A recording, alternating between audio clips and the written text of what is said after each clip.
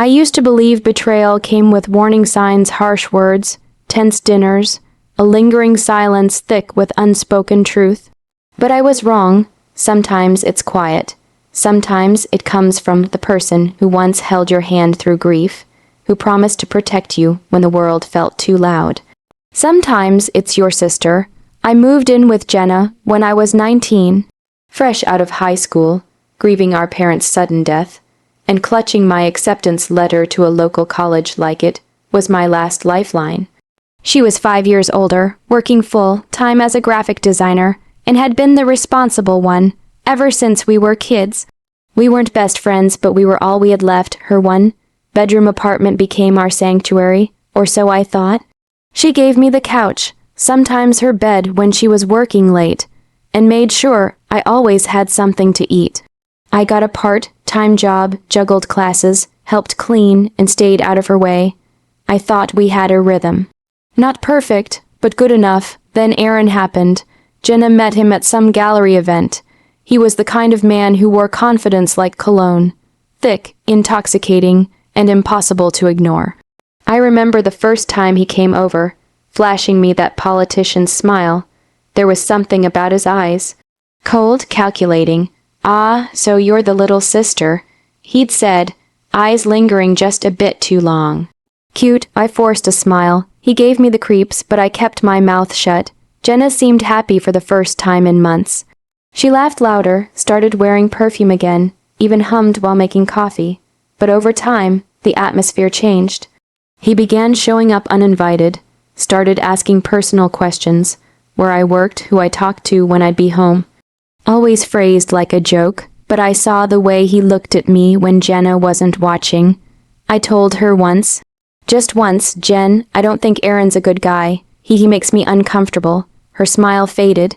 "Are you serious right now?" "I'm not accusing him of anything," I said quickly. "I just think maybe you should be careful." Her jaw tightened. "You're just being paranoid. He's never done anything wrong." That was the beginning of the end. 2 weeks later, I came home from my shift at the cafe to find my suitcase on the floor and Jenna standing in the middle of the living room, like a statue carved from stone. "What is this?" I asked, glancing at the open bag. "Don't play dumb," she said. Her voice was ice. "Jen, I literally just walked in. Don't you dare lie to me. Aaron told me everything." The world tilted slightly. "Told you what?" She stepped forward, holding up her phone. "He saw the texts, the late night messages, the way you've been looking at him." I felt like I'd been slapped. "What texts? I've never texted him. I found the money too." She interrupted. "You took cash from my purse last weekend. Deny that." My mouth opened and closed. "What? No, I didn't take anything." "Jenna, why would I?" "Because you're jealous, because you hate seeing me happy. You always have, since we were kids." I was stunned. "That's not true. I've never." "You want what I have. You flirted with him. You probably thought you could seduce him behind my back." The words stabbed deep. "Jenna, listen to yourself." I whispered. "I would never do that to you. I don't believe you." That was the final blow. She turned, grabbed my backpack from the table, and shoved it into my arms. "I want you out, now." My breath hitched. "You're really kicking me out," over his word. "I don't need a liar under my roof." She snapped. "Get out." I stared at her, my sister, my blood standing there with her arms crossed, jaw clenched, refusing to meet my eyes.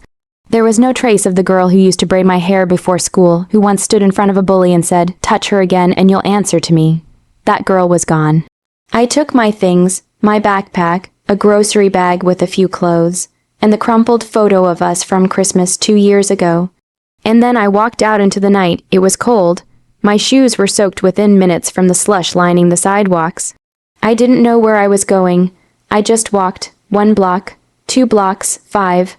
I ended up sitting under a bus shelter, hugging my bag like it was the only thing left in the world that belonged to me. I checked my phone. No new messages, no missed calls, no home. I wanted to scream, to break something. To march back there and make her see the truth, but I didn't. Instead, I sat quietly in the dark, letting the tears fall. Hot, heavy, and full of everything I couldn't say. Jenna had taken in a snake and kicked out her own sister, and somehow I still missed her. Homelessness isn't just about not having a roof over your head. It's about invisibility. It's about people looking through you like you're made of fog. The first few nights on the street were the longest I'd ever lived. I tried not to cry, not out of pride, but because crying made me feel weaker, and I already felt like I barely existed. The city at night was unforgiving. Streetlights flickered overhead, like they were watching, judging. I huddled on a park bench, my backpack clutched to my chest, listening to every sound. Drunken laughter, car horns, the occasional shout. I didn't sleep, I just survived. That first week, I learned quickly where to go and where not to. Libraries were safe during the day. Church shelters offered free sandwiches. Soup kitchens were warm if you didn't mind the wait. But the hardest part wasn't hunger or cold. It was the silence. Not once did Jenna call, not to check, not to apologize, not even to make sure I was still alive. I found temporary shelter through a local women's outreach program. A kind volunteer named Clara handed me a blanket and a list of resources. You don't need to explain what happened, she said gently. You're safe here. Safe, that word felt like a foreign language. Every night, I lay on a mat beside 10 other women, some with children. Some clearly escaping something worse. Some talked in their sleep, some never spoke at all. But in their presence, I found a strange sort of comfort. I wasn't alone in my pain. We were all trying to climb out of the same hole. 3 weeks later, I got a part-time job washing dishes in a greasy little diner off 6th Avenue. The pay was garbage, the hours worse, but it was something. I worked my hands raw, every dollar counted. I started saving for bus fare, socks, soap. I skipped lunch to save quarters. I said yes to every shift, even the ones no one else wanted. At night, I wrote in a notebook I found in a free box outside a church. I wrote everything, my anger, my sadness, my dreams. It became my therapy. One entry read, if I ever have a place of my own again, I'll fill it with soft light and plants. I'll make tea without guilt. I'll sleep in peace. No locks, no lies, no walking on eggshells. Months passed, slowly, life shifted. Clara connected me with a housing program for women under 25. Through them, I found a small studio in a shared building. Peeling wallpaper, a rusted radiator, and a leaky window. But I cried the first time I turned the key and walked in. It was mine, no one could throw me out this time. I made it a home, second-hand curtains, a small lamp from a thrift store. A tea kettle I named Hope. I enrolled in a night course at a community college, started waitressing at a better cafe. Met people who didn't ask what I'd been through, but listened when I chose to tell them. I began therapy, something I never thought I could afford, until I found a counselor who worked on a sliding scale. Her name was Janice, and in her small office with walls lined with books and soft blankets, I finally let the dam break. I didn't just lose my home, I told her once. I lost my sister, and she was all I had left. She nodded. Grief isn't always about death. Sometimes it's about betrayal, and that pain is just as real.